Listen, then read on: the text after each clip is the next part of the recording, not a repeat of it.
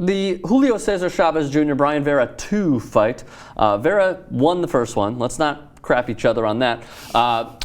Chavez came back. He won the second fight, whatever. I just really want to talk for just a few moments, guys.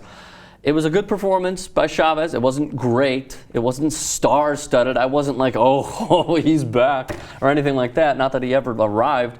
But personally, in the 12th round, and Shannon Sharpe indicated this on the CBS broadcast this past year. Unfortunately, they let him go, but here's what Shannon Sharpe said. He said, there's something about winning gracefully.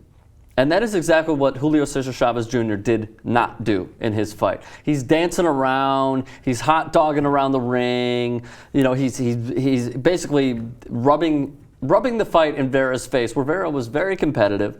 And it just put a sour taste in not only my mouth, but a lot of the fans that were there too. Because you weren't hearing the cheers in the 12th round, you were hearing the boos. So I mean, for me personally, and you can follow up on this, and then we'll get to Robert, I thought that it was crap.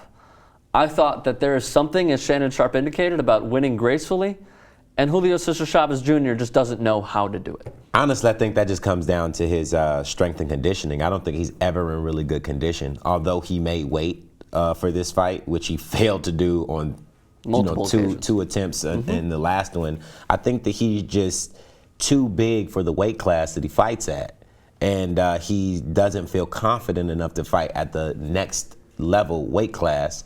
And so he's killing himself to make this weight, and that is like breaking him down. And he doesn't have the energy to finish the fights out. And so he starts hot dogging and he starts moving around after he's put in a certain amount of work in the fight. So this is just him basking in his reflected glory of a 12-round win. I mean, are you okay with it? No, I mean, absolutely not. Okay. If he's Julio Cesar Chavez's son, you know what comes with that.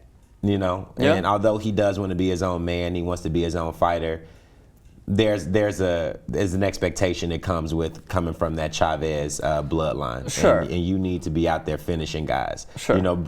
A fighter like Vera, although he is very tough, is limited in the skills that he also brings to the ring.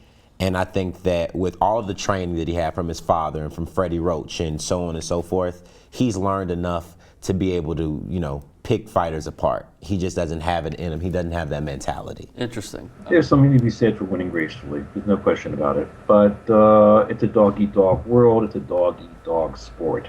I'm not so sure that the embrace of grace is not something which sort of relegates us into sort of dinosaur status. But Chavez, again, who is not a great fighter, will never be a great fighter, but is a good fighter and an entertaining fighter, I admire him. I admire him not for his gracelessness, but for his willingness to get in the ring and to fight with his limited skills, with his very limited defense, and being the son of the legend, his father Chavez Sr., to be able to sort of make a name for himself, even against second-rate competition, is something which I admire, and I feel as though I'm compelled to acknowledge it. He's not the most polished fighter. He's not the most polished boxer. He's not the most polished brawler.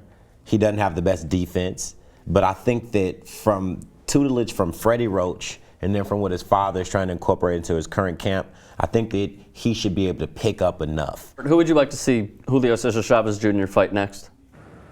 Well, personally, he called out Gennady Golovkin at the end of the last fight. That's who I would like to see him fight. I don't think he has a chance, and still no chance in hell of beating him, especially the way he leans forward. I mean, he's bound to get knocked out.